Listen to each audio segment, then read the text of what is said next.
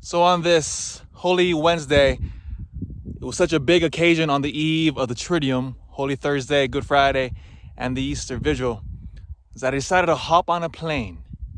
I spared no expense just so I can do a video in the Holy Land. That's right. I'm in the Holy Land.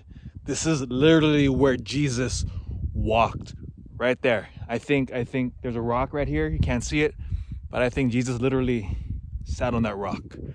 I think so. I think it's what archaeologists say, and we can always trust archaeologists, right?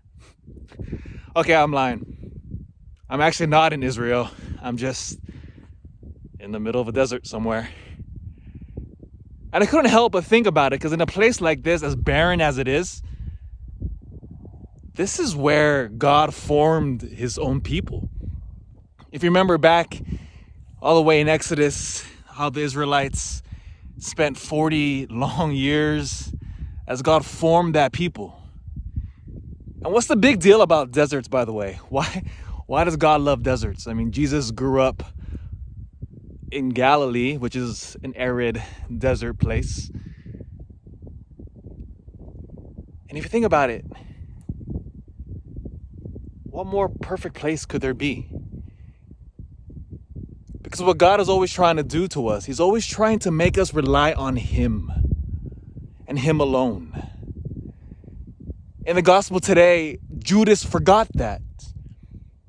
We have Judas Iscariot trying to strike a deal when he says, how much, now notice the word that he uses in the gospel. He says, how much will you give me if I hand Jesus over to you?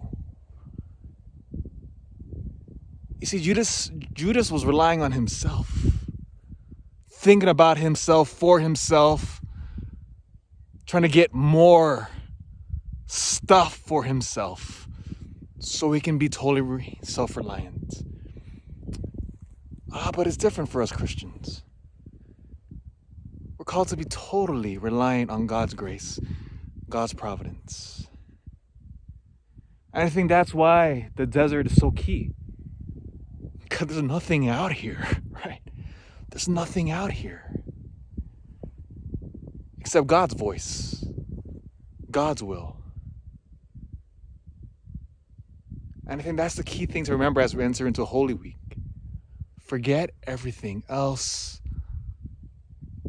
Forget everything that's earthly. Forget all of that. But Holy Week is all about one thing: Jesus Christ.